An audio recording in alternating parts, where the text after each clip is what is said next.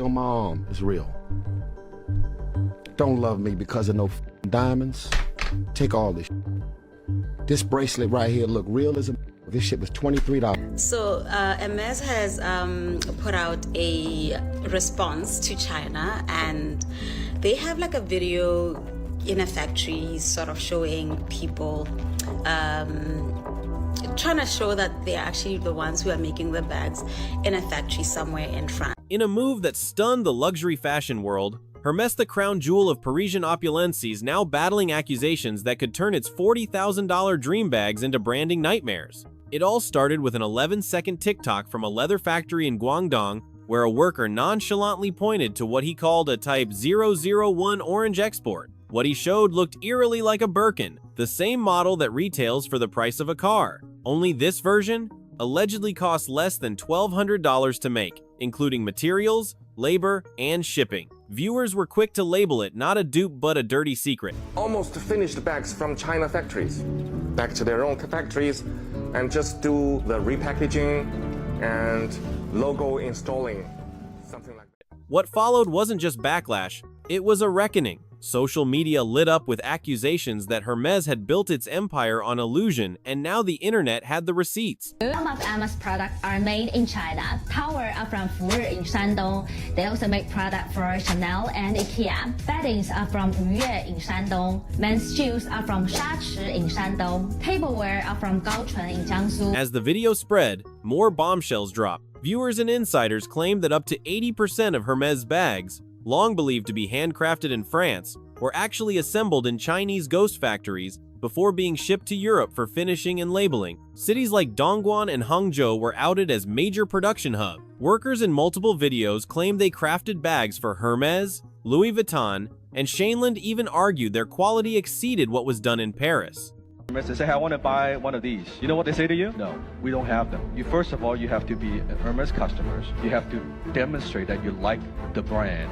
And then you can only buy. One artisan flat out said, "We make them better." Unlike corporate exposés of the past, these workers weren't hiding behind pixelated faces or distorted voices. They looked straight into the lens, calm, almost bored, as if the world should have known this all along. The luxury illusion wasn't just cracked, it was bulldozed. What followed was a forensic digital takedown. Fashion influencers, resale experts, and even finance creators joined forces to compare the viral TikToks with verified Hermès inventory. I spent over $100,000 of my own money dissecting luxury bags, cutting them open, analyzing every stitch, every layer.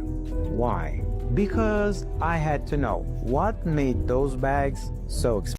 From stitching to serial tags to the curvature of each zipper pull, the similarities were undeniable. Speaking to this client here regarding selling her Birkin 30 Gris Etane, if I'm not wrong. Gris Etane is the color, and it's palladium hardware. The bag is in box fresh condition, but it's Y stamp, which means it's a 2020. Some creators ran side-by-side comparisons that made it difficult to tell the difference between a so-called factory export and a boutique purchase. Meanwhile, finance influencers pulled out calculators, laying bare the brutal math behind the so-called dream, a production cost of around $400 versus a retail price of nearly $40,000. One creator even called it luxury fraud. Across platforms, viewers didn't just express disappointment, they voiced betrayal. Boots in China, and that is these boots right here. This is pretty much the Ugg boot that like most Americans will have in their house. I was very pissed off when I found out the truth because I grew up in Southern California. I remember being in elementary school when I would only see 2 people in the entire school wearing Ugg boots, and they were always the cool surfer kids.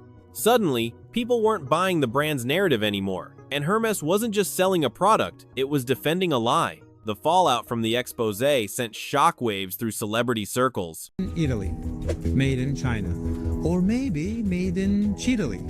Oh yeah, that should be a thing, by the way. Hermès will charge you 38,000 USD for one bag. That's because more than 90% of the price is paid for its logo. But if you do not care about the logo, you just want the same.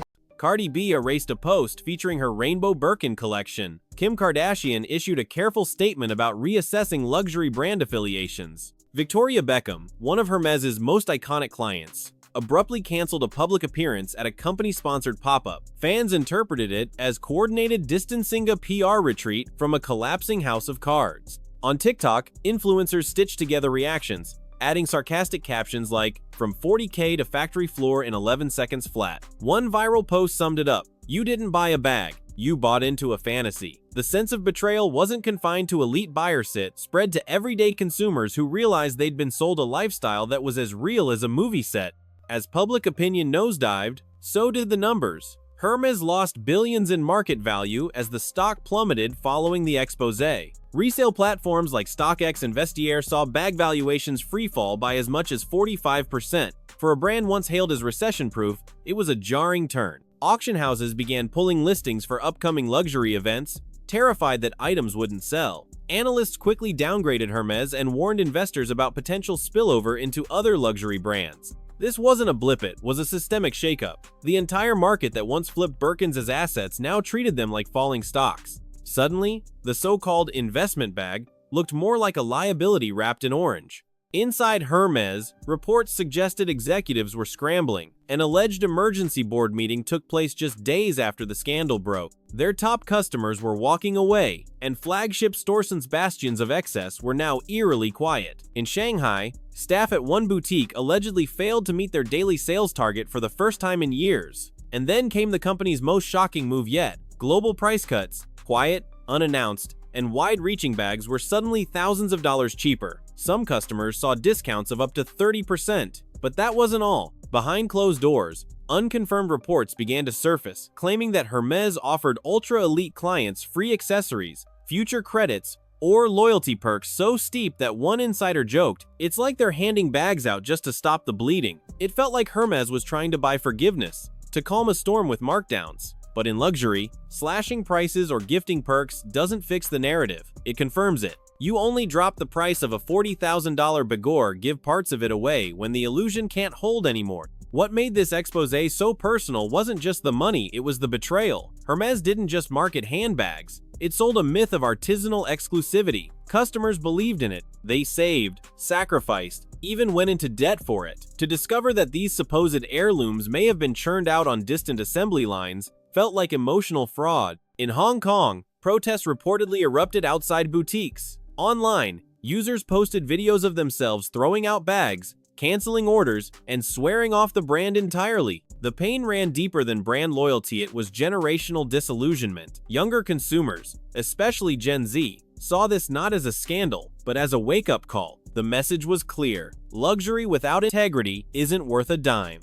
The ripples quickly turned tidal. Competing luxury houses moved into damage control. Louis Vuitton quietly adjusted prices in Asia. Gucci launched undisclosed rebate programs for high-tier customers. Even Rolex started moderating premiums through authorized dealers. No one wanted to be next. Internal teams across brands began scrambling to audit supply chains and scrub any documentation that could suggest similar practices. Analysts coined the phrase luxury reckoning, warning that if another exposé surfaced, the entire industry could face a crash. For years, the model had been to sell dreams and hide the details. Now those hidden details were becoming the story. Hermès responded with a corporate video meant to reassure buyers. In it, French artisans crafted bags under perfect lighting with classical music playing in the background. But the internet wasn't convinced. Comments flooded in, calling the video staged theater and too little, too late. Viewers wanted facts, not fluff. They demanded receipts: who made the bags, how much they were paid, and what portion of profits went back to labor. For a generation raised on social justice and anti-exploitation ethics,